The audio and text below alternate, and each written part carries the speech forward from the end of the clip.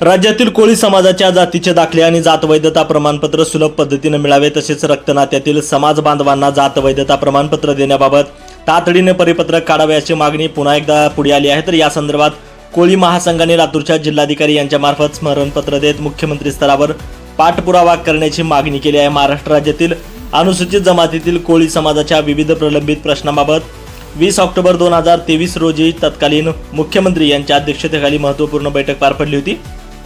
या बैठकीत अनुसूचित जमातीतील बांधवांना जातीचे दाखले आणि जात वैधता प्रमाणपत्र सुलभ पद्धतीने मिळावे तसेच रक्तनात्यातील व्यक्तींना जात वैधता प्रमाणपत्र देण्याबाबत सकारात्मक निर्णय घेण्यात आला होता। मात्र त्यानंतर विधानसभा निवडणूक, स्थानिक स्वराज्य संस्थांच्या निवडणुका आणि आचारसंहितेच्या विविध टप्प्यांमुळे या निर्णयाची अंमलबजावणी करण्यासाठी आवश्यक असलेले शासन परिपत्रक अद्याप जारी करण्यात आलेले नाही आणि त्यामुळेच कोळी समाजामध्ये नाराजीचे वातावरण निर्माण झाल्याचं कोळी महासंघाच्या वतीने सांगण्यात आले आहे। याच पार्श्वभूमीवर कोळी महासंघाने संबंधित प्रशासनाला स्मरणपत्र देत 20 ऑक्टोबर 2023च्या बैठकीतील निर्णयाची तातडीने अंमलबजावणी करण्यात यावी आणि शासनाने परिपत्रक काढण्यासाठी मुख्यमंत्री महोदयाकडे पाठपुरावा करावा अशी मागणी सुद्धा यावेळी करण्यात आली आहे। मागण्या आमच्या फारपूर्वीपासूनच्या आहेत।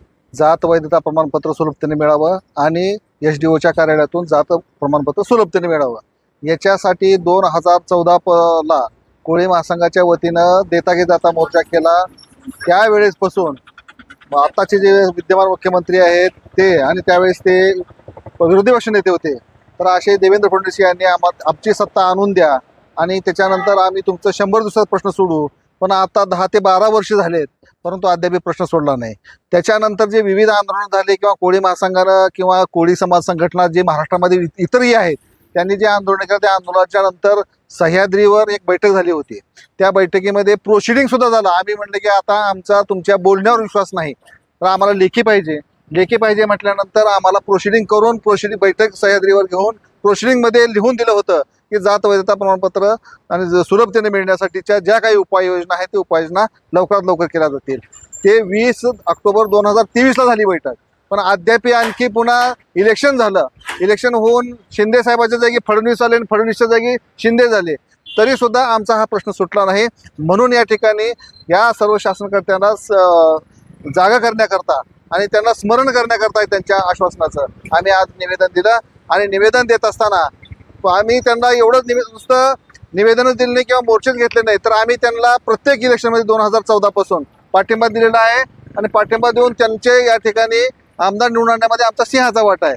या आपल्या जिल्ह्यामध्ये उदगीर, लातूर आणि औसा या तिन्ही मतदारसंघामध्ये या ठिकाणी कोळी समाज कुणालाही पाडू शकतो किंवा आणू शकतो। तर आम्ही या ठिकाणी भाजपला पाठिंबा दिल्यामुळे अभिमन्यू पवार बी आले, संभाजी पाटील बी आले 5000 मतांना। तर असंच या ठिकाणी पूर्ण महाराष्ट्रामध्ये आम्ही प्रत्येक ठिकाणी 2-3 मतदारसंघामध्ये आमची लोकसंख्या एवढी आहे की आम्ही तिथले आमदार भाजपचे 1-2 कमी करू शकतो। म्हणून या ठिकाणी आत्ता तरी याची या ठिकाणी आम्ही स्मरणपत्र दिलंय, याची या ठिकाणी दखल घ्यावी शासनानं, प्रशासनानं, फडणवीस साहेबांना आणि उपमुख्यमंत्री एकनाथ शिंदे साहेबांना घ्यावी आणि आमचा जात वैधता प्रमाणपत्र आणि जात प्रमाणपत्र हे सुलभतेने मिळण्यासाठी जे तुम्ही आश्वासन दिलेलं आहे 20/10/2023 रोजी सह्याद्रीच्या बैठकीमध्ये प्रोसिडिंग सह दिलेलं आहे ते तुम्ही पूर्ण करावं अशी आमच्या या ठिकाणी मागणी करण्यासाठी आज जिल्हाधिकारी कार्यालयावर गेलो होतो। अच्छा, आज निवेदन दिले, काय मागणी होते, कशासाठी होती? आज कोळी महासंघाचे राष्ट्रीय अध्यक्ष आमदार रमेशदादा पाटील साहेब यांच्या नेतृत्वाखाली आज संपूर्ण महाराष्ट्रात सर्व जिल्ह्यामध्ये कोळी महासंघाच्या वतीने रिमाइंडर म्हणून एक निवेदन देत आहोत।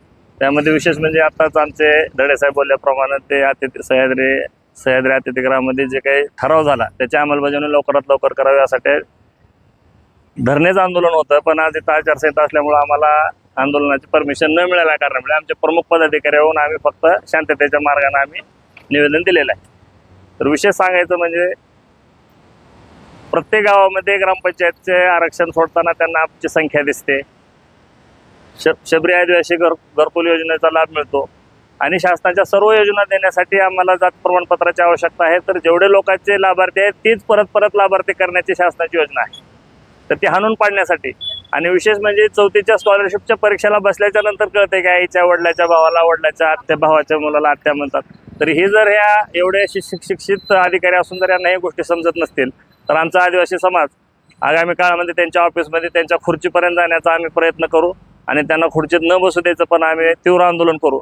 आणि 26 तारखेला आचारसंहिता संपल्या लातूर जिल्ह्यामध्ये आणि आमची सर्व टीम मराठवाड्याची, तर मराठवाड्याभर तर हे आंदोलन तीव्र करू. आणि जर लवकरात लवकर मागण्या नाही मान्य केल्या तर येणाऱ्या सर्व गोष्टीसाठी मुख्यमंत्री आणि उपमुख्यमंत्री हेच सर्वस्वी जबाबदार असतील, एवढंच मी सांगतो.